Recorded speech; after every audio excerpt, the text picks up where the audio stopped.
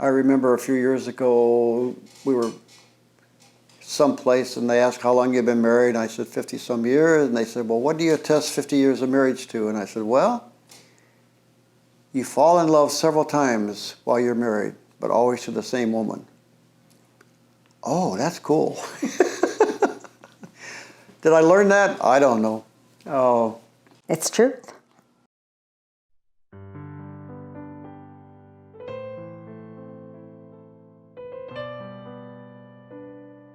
You were all conference baseball. Oh, yeah. You were all conference football. Football.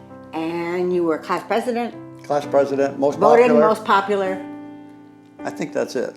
I think that's it. But A lot to me. I was with a girlfriend after church, and we drove to a nearby pizza place. Romano's outdoor, Drive-In. Romano's Drive-In.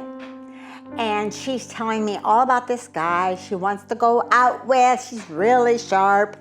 And they pull into the pizza place. Only I can't see him. I see his best friend, who is Swedish and very good looking. So, anyway, she tells me that Joe is on the other side of the car, and apparently when she went home, he called her, wanted to know who I was, and then he called me. And I told her just one date, go to a wedding together, and that was more than what I counted on. So we continued to date for about 3 months, and then we broke up, and I moved out of town because all I knew in the town of Griffith was him. So then he called me at my aunt's house. How am I doing so far? doing fine. That's good. And he said, I don't know what we'll do, but we got to do something. So I began to date him again. So, Now, the rest of the story is what prompted me to call her when she moved out of town. At 1:30 in the morning, I drove by her house. And there's a car out front. The windows were all steamed up. She's obviously with some guy making out. I became very jealous. Realized I loved her. So that's the reason I called her. Years later, I found out it wasn't her. It was her sister. Anyway. But it worked. It worked.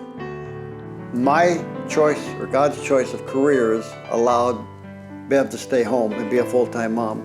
It was where God wanted me.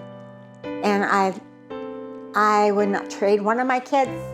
I used to say, well, this one's more like this one or something like that. But no, they are 4 very individual, very different. And I love every one of them just like they are. What did I learn? I learned having kids is the most fulfilling thing there is. Even the 2-year-olds, even the teenagers would not have traded any of it. But I don't think there's anything more rewarding. And what have I learned? I learned I'd do it all again. I wanted a couple more, but Father wanted 2 to begin with, and we had 4, so 6 was out of the question. We've had a good life, and we've had lots of fun with our kids. What I have now from marriage on is the life that I love. So I love that legacy to go on, and I want my kids to have that legacy, not one that they want to forget or throw away or ignore or whatever the word would be. So that's why legacies would be important to me.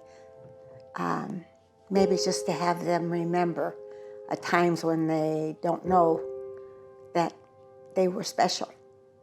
God made you special. You're the only, here I go again. You're the only one of a kind.